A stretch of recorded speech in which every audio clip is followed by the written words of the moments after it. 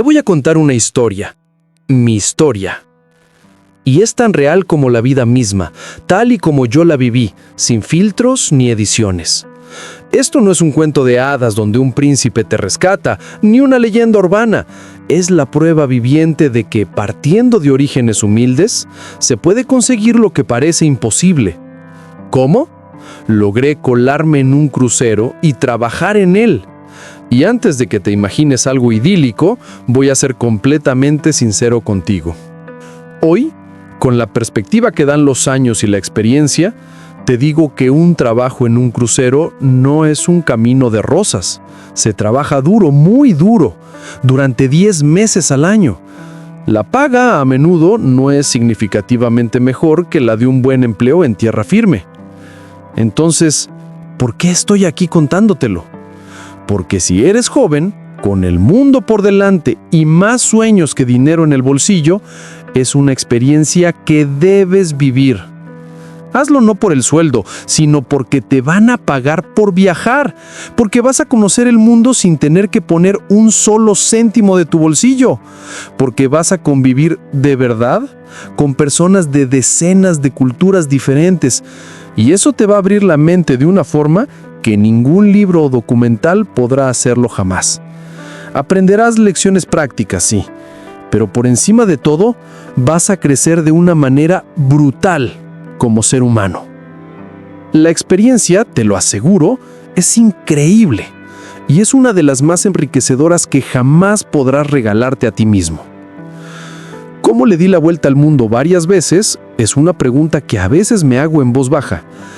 He conocido casi 100 países, un centenar de cielos distintos, de olores a especias y a mar, de idiomas que suenan a música desconocida. He atesorado un poco del alma de cada cultura, como un coleccionista de almas buenas. Y lo logré siendo originalmente de un país muy pobre. Y dentro de ese país pobre, siendo de una ciudad muy pobre. Y dentro de esa ciudad, siendo de la zona del campo, de una familia que no tenía nada más que unas manos callosas y una fea prueba de huracanes.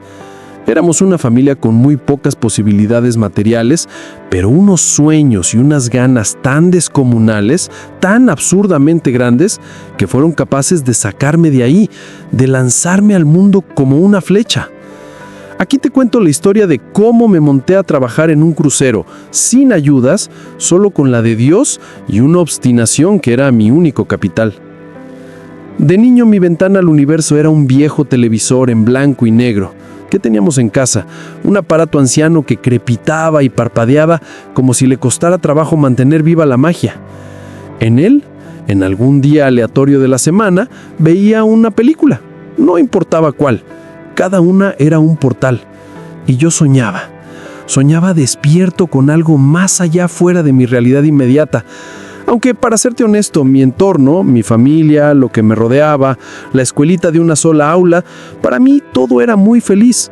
He llegado a la conclusión de que la felicidad no está en la gente, no está en lo que te rodea, no está en la situación que tienes. Opino, honestamente, que la felicidad es una semilla que solo crece dentro de ti. Si eres amargado por naturaleza, puedes estar rodeado de oro y seguirás siendo un amargado. A mí, Dios, el universo o como quieras llamarlo, me bendijo con una felicidad y un optimismo constantes, un manantial interno que nunca se secó. Y así, de niño, veía aquellas películas y soñaba con esos lugares imposibles. Soñaba con conocer el mundo, con ir más allá, aunque incluso dentro de mi propio país nunca viajé más allá de unos pocos kilómetros. No podía. Para mí eso era una imposibilidad física y económica. ¿Y la escuela? La escuela a mí me encantaba. No era un castigo, era un banquete. Iba con una sed de aprendizaje que era casi un vicio. Recuerdo a una de mis maestras, una mujer de sonrisa cansada, pero ojos llenos de luz, que en el horario de almuerzo, mientras los demás niños mordisqueaban sus panes, ella nos hacía cuentos. Recuerdo cada una de las palabras de esos cuentos, cómo yo era capaz de viajar en mi mente, de cabalgar en una alfombra sobre desiertos de oro, de estar junto a Simbad en alta mar, de negociar con un genio en una lámpara maravillosa. Mi imaginación siempre volaba, era mi primer pasaporte. Y en esa imaginación, aunque no estoy promoviendo la teoría del secreto de que con solo anhelar algo ya vendrá, en mi caso sucedió porque ese anhelo no era pasivo, era un motor. Además, en mi ciudad, que estaba a unos pocos kilómetros de la capital, se veían todos los días los aviones que pasaban, ya acercándose para aterrizar en el aeropuerto. Era un ritual cotidiano. El rugido lejano que se convertía en un silbido y luego en una sombra plateada que cruzaba el cielo azul. Todos los días se podían ver esos aviones, y yo, desde el patio de tierra de mi casa, soñaba con estar en uno de ellos, ser ese punto minúsculo en el firmamento que se dirigía a lo desconocido. Y así fui creciendo, aprendiendo, trabajando en pequeños oficios, soñando. Y en cuestión de idiomas, de aprender, me encantaba el inglés. Casi que se me dio natural, como si mi cerebro estuviera esperando esos sonidos.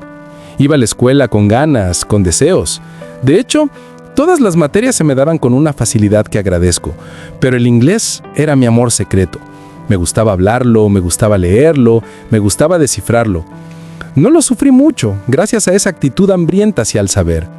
Fui obteniendo becas, pequeños logros que eran como escalones en una montaña muy alta. Un buen día, ya era un graduado universitario, justamente en la carrera de inglés. El orgullo de mi familia era tangible, pero la realidad era un muro. Comencé a trabajar en mi pueblo natal, dando clases en una escuelita con un salario paupérrimo, un sueldo que apenas rozaba la subsistencia. Y me di cuenta, con una claridad que me heló la sangre, de que si no hacía algo radical, me iba a quedar ahí, envejeciendo en la misma cuadrícula de calles de tierra. Decidí entonces embarcarme hacia la capital, buscando otras ofertas de trabajo cercanas al turismo, ese mundo que generaba propinas, que generaba dólares, y donde lo que más pedían era saber idiomas con fluidez. Y así iba y viraba, de oficina en oficina, con una esperanza frágil como cristal. Un buen día, el rumor se materializó. Me hablaron de una oficina que contrataba personas para trabajar en cruceros. Era una leyenda urbana para muchos. Me acerqué y sí, siempre tenían las puertas abiertas para que te inscribieras, pero era como una farsa, un espejismo. Era más para entusiasmar a la gente que otra cosa, porque la realidad cruda era que si no tenías una buena palanca, un amigo del amigo o dinero para untar algunas manos, nunca ibas a pasar de esa lista interminable de espera. Y yo no tenía un centavo, no lo tenía. Y entonces pasó lo bueno. Llegó a mi país una naviera extranjera, Noruega, que quería contratar a miles de personas. Vio en mi país pobre una fuente de mano de obra barata, o al menos eso era lo que yo pensaba entonces, con un escepticismo teñido de amargura. Con el tiempo, esa naviera resultó ser mucho más eficiente y humana de lo que parecía en un inicio, pero esa es otra parte de la historia. Vamos a lo que pasó. Ser aceptado en esas listas de espera, en esa empresa de cruceros local, no era algo fácil, no era algo sencillo. Necesitabas tener ese amigo, ese contacto, ese dinero. Yo no tenía nada de eso. Y un buen día se esparció la noticia, como un reguero de pólvora en un campo seco. La naviera noruega vendría a contratar personal directamente. Eso fue la explosión. Todas las personas, todas, en la ciudad y en todos los pueblos cercanos a la capital, querían ser parte de esos cruceros, de ese billete de salida. Así que yo fui ese día a presentarme para inscribirme en las listas, pensando, con una ingenuidad que ahora me enternece, que esta vez, por fin, tenía todas de la ganar. Pero no. Cuando llegué allí, el espectáculo era dantesco. Había más personas que en misa un domingo en el Vaticano. Era demasiado. Era literalmente demasiado. Había miles, estoy siendo literal, miles de personas apretujadas afuera de la puerta de la oficina. Todos bien vestidos, con sus mejores galas, todos con su carpeta de documentación abrazada contra el pecho como un escudo. Yo era uno más entre miles, un grano de arena en un desierto de ambiciones. Y así nos pusimos afuera a esperar. No había bancas, no te podías sentar en el contén de la acera porque te ensuciabas el único pantaleón presentable. Había que estar allí, de pie, impecable, bajo un sol que no tenía piedad. Y para colmo, resultó que la persona que iba a hacer las entrevistas, cuyo nombre pondré María Elena, tenía alguna complicación familiar y no llegaba ese día a trabajar. Salía una persona a la puerta, una joven con cara de preocupación, y hablaba así, alto, al público. Cada vez que la puerta se abría, todos nos abalanzábamos como una sola ola, Y ella decía: jóvenes, por favor, la persona que va a hacer las entrevistas no se encuentra acá en oficinas porque tiene un problema familiar. Ya vendrá más tarde y comenzaremos las entrevistas. Y así salió. 3, 4 veces, ya no recuerdo, durante el día a dar el parte de la ausencia. No va a venir, no puede venir aún no llega. Nunca dijo en concreto no va a venir, solo que aún no llega. Y el día fue pasando, lento, pesado, como plomo líquido. Yo tenía el dinero exacto. Exactamente tuve el dinero para llegar a la capital, a la oficina de los cruceros, y tenía en el bolsillo, contado al centavo, el dinero para los pasajes de regreso. No había margen. Yo no podía comprar un agua, un sándwich, una cola, nada. Tenía que aguantar con el estómago vacío, con la boca seca, mientras el día avanzaba.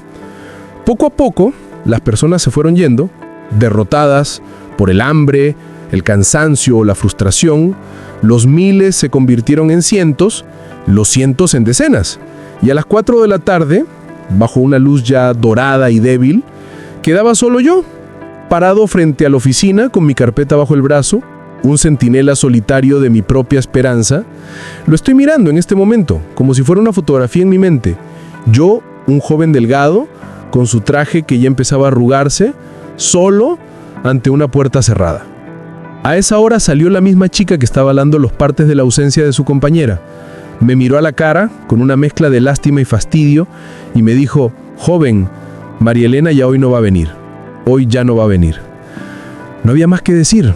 A esa hora, con el corazón como una piedra, salí yo a dar el viaje de algunas horas de regreso a mi casa en mi pueblo natal. Eso no impidió que al día siguiente, el segundo día, saliera muy tempranito de mi pueblo natal, otra vez con el pasaje solamente de ida y vuelta en el bolsillo, como un talismán de pobreza. Salí a la oficina de cruceros. A las 7 de la mañana ya yo estaba parado afuera, como un fiel en vigilia. A las 9 abrieron las puertas y otra vez éramos miles de personas afuera esperando. Serían como las 9:30 cuando salió la misma chica de los partes y vociferando al aire dijo: jóvenes, buenos días, la señorita María Elena, quien va a hacer las entrevistas, sigue con un problema doméstico familiar y el día de hoy supuestamente va a llegar, lo que no sabemos es a qué hora, le pedimos por favor que tengan paciencia. Y nos quedamos esperando. Hubo 2 partes más, 2 actos de esa misma hora de teatro, uno como a las 11 de la mañana y otro a las 2 de la tarde. En el parte de las 2 de la tarde ya solo quedábamos menos de 10 personas afuera esperando. Un grupo de resistentes, de tercos. La chica nos dijo, a nosotros, los últimos de la fila, que María Elena ya no iba a llegar. Pero esta vez, aunque habló para todos, me miraba solo a mí, como reconociendo en mi persistencia una locura digna de nota. Tomé mis cosas, mi carpeta, mi estómago vacío que ya me pegaba punzadas en la columna vertebral, y me regresé a mi pueblo natal, otra vez, varias horas de regreso a casa, con el sabor amargo de la derrota otra vez en la boca. Llegó el tercer día, y otra vez, a las 7 de la mañana, ya yo estaba en la oficina de los cruceros, pero ese tercer día, la escena había cambiado. Ya no éramos miles, éramos solo unos 200, quizás un poco más, pero éramos un grupo manejable, una manada diezmada. Y ahí estábamos, los más obstinados, los que no teníamos otro lugar al que ir. Llegaron las 9 de la mañana, los trabajadores de la oficina de cruceros comenzaban a entrar. Yo no conocía a ninguno, solo a la chica que daba los partes, ya casi una conocida. Y esta vez, entre las personas que entraba, una de ellas, por la descripción y el murmullo que corrió, era María Elena. La vi doblar la esquina hacia la puerta de los cruceros y de inmediato todas las personas se acercaron a la puerta como un enjambre. Yo también. Era como un paparazzi acosando a una celebridad, la celebridad de mi futuro. María Elena, una mujer con un porte serio y una carpeta en las manos, casi no podía avanzar hacia la puerta. Se paró, nos miró a todos con una mirada que barría la multitud y dijo con una voz clara que cortó el murmullo: jóvenes, buenos días. En minutos voy a comenzar la entrevista por el mismo orden que tengo enlistado. Si alguien no está, pierde el turno y pasamos al siguiente. Por favor, tengan paciencia que ya comienzo a llamar. Y entró a la oficina dejándonos en un estado de tensión colectiva. Serían las 9:10, 9:15 de la mañana, cuando salió otra vez a la puerta la chica recepcionista, la de los partes, que después me enteré era exactamente eso, la recepcionista. Nos habló a todos. Jóvenes, por favor atiendan, vamos a llamar por orden de lista. Esperen en la vereda del frente, por favor, para no hacer bultos aquí en la puerta y vamos a entrevistarlos a todos hoy. Va a suceder. Y entonces, de buenas a primeras, sin yo esperarlo, sin poderlo pronosticar, sin que mi corazón, ya cansado, se atreviera a albergar otra esperanza, ella levantó su mano derecha y su índice, apuntándome directamente a mí a través de la pequeña multitud, y dijo: «Joven, usted va a ser el primero. Siga nomás, venga, entre». Un silencio se hizo en mí. El mundo alrededor se desdibujó. Fui el primero en ser atendido ese día. Fui el primero en ser entrevistado. Fui el primero en ser aprobado ese día. Entré en los listados VIP de la oficina de cruceros. Eso yo me lo gané, no fue suerte. Fueron 3 días de sol inclemente, de hambre rugiente y de una espera que desespera, que te carcome por dentro. Esa paciencia de buey, esa terquedad de mula, fue mi única palanca. Me enteré después, en el murmullo de los pasillos, que la naviera noruega necesitaba miles de personas urgentemente y que esa oficina de cruceros de pronto se vio en la obligación de mostrar que tenía gente real, fresca, para enviar. Las listas viejas, la de las palancas, ya habían envejecido, estaban en otras cosas, habían perdido el ímpetu. Yo no era uno de ellos, yo estaba disponible, fresco, hambriento y listo. Fui a las entrevistas que nos citaron con la naviera noruega. Los representantes eran personas serias, de mirada directa. Lo que más les importaba, lo supe de inmediato, era que hablaras un buen inglés, fluido y natural. Y en eso ya yo era bueno. De hecho, era profesor. Y lo hice bien. Di una entrevista en inglés impecable. Me preguntaron sobre mi vida, mis aspiraciones, y yo se los devolví con confianza. El idioma no era una barrera, era mi puente. Luego comenzaron a preguntarme cosas de turismo, de servicios, y aquí, como por un golpe de intuición, todo lo que había leído y absorbido en mi trabajo mal pagado cerca del turismo floreció. Hablé de gastronomía, de protocolos de atención al cliente, de algo de hotelería, incluso de vinos y conceptos básicos de cocina, aunque en mi casa, para serte sincero, ni un huevo frito podía salirme bien. Expuse todo lo que sabía con una pasión que era genuina. Eso parece impresionó. No era común, me dijeron después, que alguien hablara bien el idioma y además supiera, aunque fuera teóricamente, de la industria. El proceso terminó y la empresa noruega seleccionó, de entre los miles iniciales, a aproximadamente 50 personas que iban a contratar de forma directa y urgente. Otras casi 1000 estarían en una lista de espera para una segunda vuelta. Y en mi caso, el milagro se concretó. Mi nombre estaba en la lista de los 50. Una semana después, publicaron los resultados en una gran pizarra. Ver mi nombre allí, no más allá del número 20, fue como leer mi sentencia de libertad. Un hormigueo me recorrió todo el cuerpo. Justo en esa época, como un guiño del destino, me salió un trabajo de turismo muy cercano a la oficina de los cruceros. No habían pasado ni 10 días de la selección, y la vida parecía querer probarme. Y entonces nos llamaron a todos los 50 afortunados para hacernos el pasaporte. No un pasaporte cualquiera, sino un pasaporte especial de marinero, un documento que tenía un olor a sal y a distancia. Luego nos mandaron a hacer unos cursos de marineros que duraban 15 días. Esto, que debería haber sido una alegría, fue un problema logístico brutal. Esos 15 días tuve que renunciar al trabajo que ya tenía. Eran 15 días de 8 de la mañana a 5 de la tarde, con una disciplina férrea. Si llegabas 1 minuto tarde, y no estoy exagerando, te cerraban la puerta en las narices y perdías el curso para siempre. Lo que aprendí allí dentro no era la gran cosa, eran nociones básicas de seguridad en barcos, nudos, protocolos de emergencia, cosas de marinos. Pero era el requisito. Y yo no tenía dinero ni para el viaje diario. Recuerda que yo vivía en un pueblo de campo cercano a la capital. Mis padres, viendo mi determinación, me ayudaron. Reunieron moneda a moneda, me dieron lo justo para el pasaje de ida y vuelta diario y para un sándwich miserable a mediodía. Con eso tenía que aguantar la larga jornada. Y lo hice. Iba feliz, iba contento. Mi naturaleza alegre y optimista convertía ese sacrificio en una aventura. La vida para mí era así, un desafío que se afrontaba con una sonrisa. Lo sigo siendo hoy en día. Terminó el curso y entonces, con el título en mano y el pasaporte marinero en la carpeta, vino otra de esas casualidades que parecen divinas. Tuve tanta suerte, o tanta bendición de Dios, ponlo como lo quieras ver, que el mismo trabajo que había perdido por el curso, me llamaron. Me querían de vuelta. Obtuve nuevamente el empleo.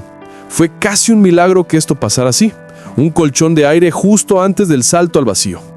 Regresé a mi empleo mal pagado, pero con algo de propinas que eran un respiro, y me reinstalé en la rutina. Trabajaba un día sí y un día no, y a menudo terminaba de trabajar a las 2 de la mañana. A esa hora no había transporte alguno hacia mi pueblo natal, así que, con el permiso del dueño, juntaba unas sillas en un rincón del restaurante, me tendía sobre ellas como un vagabundo de lujo y me quedaba a dormir hasta las 6 de la mañana, hora en que empezaba a funcionar el transporte público. Entonces me levantaba, adolorido, y salía hacia mi pueblo. Ya habían pasado 2 meses desde la entrevista con la compañía noruega. El contrato urgente era un eco que se perdía. Supuestamente nos iban a llamar de un momento a otro, pero el teléfono de la casa de un vecino, único en la cuadra que disponía de un aparato antiguo de línea, de esos con discos, que era un lujo en la zona, y todos lo poníamos como referencia, nunca sonó con esa noticia para mí. Así que, en un acto de fe y desesperación, todos los benditos días que yo trabajaba y terminaba a las 2 de la mañana, en vez de rendirme y dormir en las sillas, hacía algo que ahora veo como una locura. Iba caminando. Eran casi 3 kilómetros por una ciudad que, por fortuna, era muy segura. Iba caminando todas las madrugadas con el cansancio pegado a los huesos, hasta la oficina de los cruceros. Allí, en el exterior, tenían una pizarra donde pegaban avisos, noticias, convocatorias. Yo me paraba frente a ella, bajo la luz tenue de un farol, y escudriñaba cada palabra, cada nuevo papel buscando mi nombre, una fecha, un destino. Y noche tras noche, no había nada. Nada y absolutamente nada. Nunca había noticias. Mis ilusiones, esa energía feroz que me había traído hasta allí, fue bajando, goteando como una vela que se consume. Fue bajando al punto de que en lo más hondo de mí empecé a creer que aquello no iba a ir a ningún lugar, que había sido otro sueño, hermoso pero irreal. Un buen día, como soy de campo y dependía de un transporte público que no era malo, era pésimo, salía de mi casa casi a las 4 de la mañana para estar a las 10 en mi trabajo. Era un viaje que, si todo salía bien, duraba 1 hora. Pero si todo salía bien, era una oración. Podías no llegar y perder el empleo. Por eso yo me aseguraba de que las cosas salieran bien. Salía con tanto tiempo de antelación que a veces llegaba a la capital con horas de sobra. Significaba que nunca llegaba tarde, que era un empleado confiable. Pero también que a veces tenía largos espacios muertos, esperando a que comenzara mi turno. Uno de esos días, con el corazón ya un poco encogido por la falta de noticias, decidí cambiar mi ritual. En vez de ir a la oficina de los cruceros en la fría madrugada, fui en la mañana, en horario laboral. Esta vez no iba a mirar una pizarra muda. Iba a hablar con personas, a preguntar, a exigir una respuesta. Fui, entré y con una voz que traté de mantener firme pregunté: ¿qué fue de los 50? ¿Nos vamos? ¿No nos vamos? ¿Qué pasó? La recepcionista, la misma de los partes, me reconoció. Me buscó en la lista y sus ojos se abrieron un poco. ¿Sabes qué?, me dijo bajando la voz. Sí han estado llamando personas para trabajar, pero algunos no han estado listos o no han querido ir de última hora. Ahora mismo han pedido 5 más y ninguno de los llamados puede ir. Me miró fijamente. Por favor, sigue a la otra oficina y habla con el señor Alex a ver qué te dice. Un latido violento en el pecho. Entré a la oficina del señor Alex, un hombre con cara de pocos amigos y montañas de papeles sobre el escritorio. Buenos días, señor Alex, me presenté. Él me buscó en una lista, hojeó unas carpetas. Sí, aquí estás, dijo, sin levantar la vista del todo. Por cierto, tienes muy buen puntaje, pero no te hemos llamado porque veo acá en el sistema que te falta alguna documentación. Y en lo que hacemos eso, la documentación, vamos a perder esta oportunidad de dar empleo a otros jóvenes. La sangre se me heló. ¿Documentación? ¿Faltaba algo? Le pregunté con la voz un poco quebrada qué documento faltaba. Él comenzó a enumerar pasaporte de marinero, cursos, títulos, etcétera, etcétera. Y yo, que vivía lejos y para quien un viaje de más podía significar no comer, siempre andaba con una carpeta especial, mi tesoro más preciado. Era una carpeta modesta, pero dentro toda mi documentación estaba sellada en plásticos, limpia, pulcra, presentable, en un orden perfecto. Con un movimiento rápido, casi un reflejo, saqué mi carpeta.